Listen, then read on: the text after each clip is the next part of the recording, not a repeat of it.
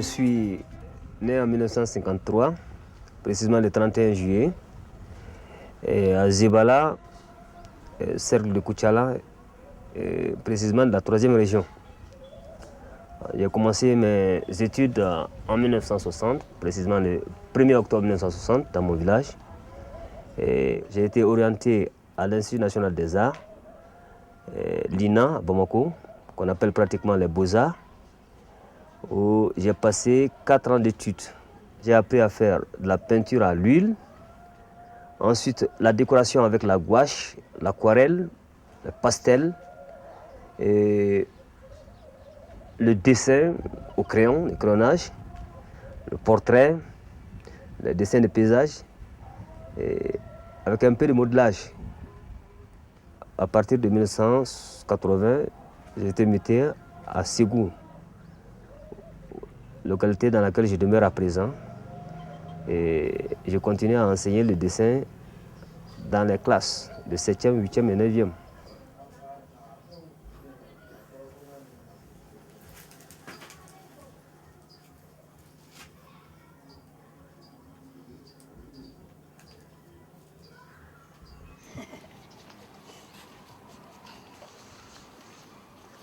J'aimais beaucoup le paysage et le portrait, surtout la reproduction des photos. Et production style auquel je me suis attaché pendant des années, avant de me lancer à la conquête du Bogolan.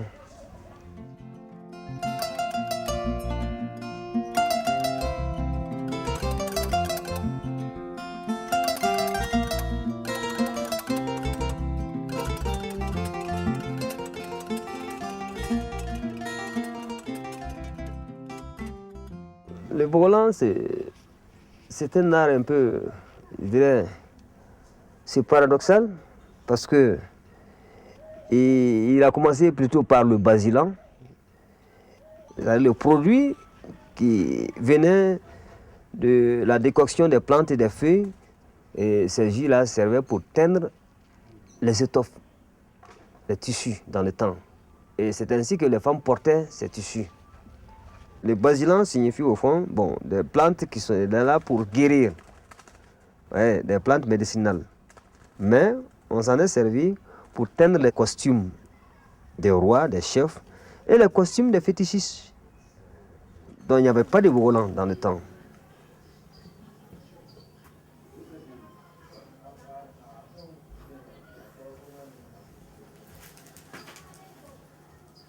Donc, à partir de ce basilan maintenant, que tout le monde portait, on a un chasseur qui allait en brousse, comme vous le savez, naturellement. Il est tombé dans une mare, petit incident, qui a peut-être été un incident heureux pour lui. Parce que ses habits teintés de basilan ont été, disons, tachetés de terre de la mare dans laquelle il est tombé.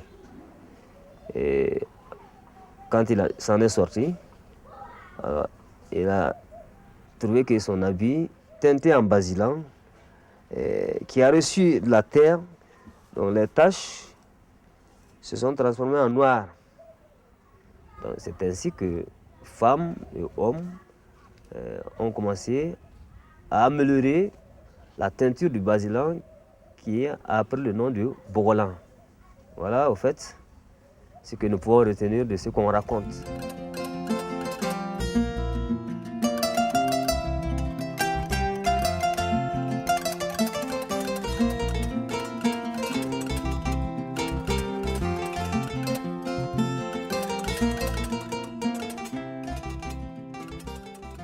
Moi, dans mon atelier, je travaille les 3 plantes qui sont le ngalama, qui donne l'ocre jaune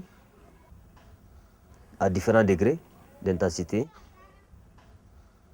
Et vous avez le wolo, qui donne effectivement aussi le jaune, un jaune très clair.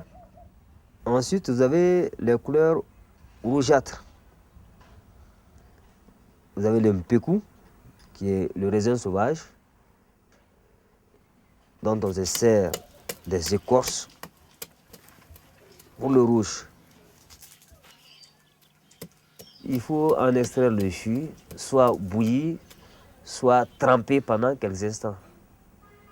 Donc, toutes ces plantes répondent à cette pratique. Chaque région a ses plantes appropriées pour cet art qui est le bourlin.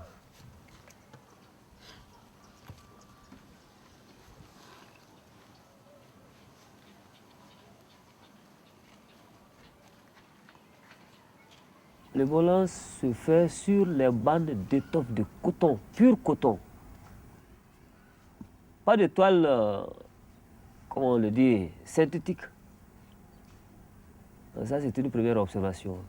Un fait qu'il faut éviter, parce qu'il y a certains qui croient qu'il faut faire le bourlin sur n'importe quelle toile, n'importe quel support. Ce n'est pas comme ça. Bon, vous prenez le mot comme tel, bourlin. C'est composé d'un nom qui est bro et d'un suffixe qui est lan.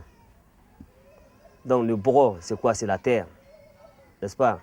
Et lan, bon, c'est la manière d'atteindre un résultat avec la terre. Une terre très très molle, très glissante et noirâtre qu'on extrait du fond des mares et qui contient sûrement de l'oxyde de fer.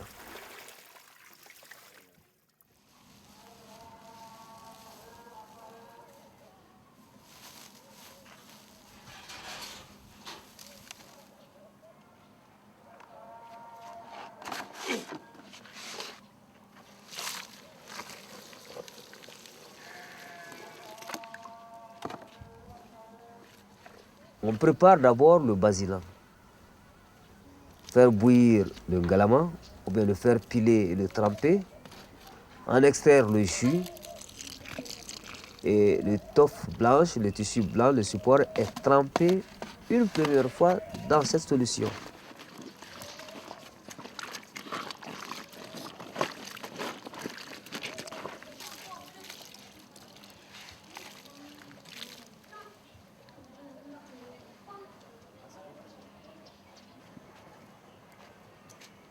Mise au soleil, l'étoffe, la toile est séchée une première fois. Voilà, ok. On va sécher comme ça.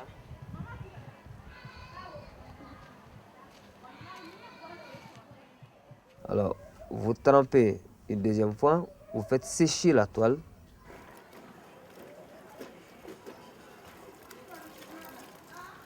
Vous retrempez une troisième fois la même toile, vous la faites sécher. Alors, ça, c'est les séances de trempage. Le soleil a un impact très important sur la couleur du tissu et augmente l'intensité de la couleur. Mais il n'est pas dit qu'on ne peut pas faire sécher un tissu la nuit. Moi, quand j'ai suffisamment de travaux, je fais sécher mes tissus, je trempe mes tissus la nuit et je les fais sécher. Et le lendemain, alors, la couleur est plus propre que celle du jour. Sans galama, sans bégou, sans wolo, il ne peut pas avoir de bogolan. Vous mettre la terre sur un tissu blanc, vous n'obtiendrez aucun résultat. Donc, ces jus de plantes, ces décoctions, alors, constituent un fixatif pour le support et pour la terre.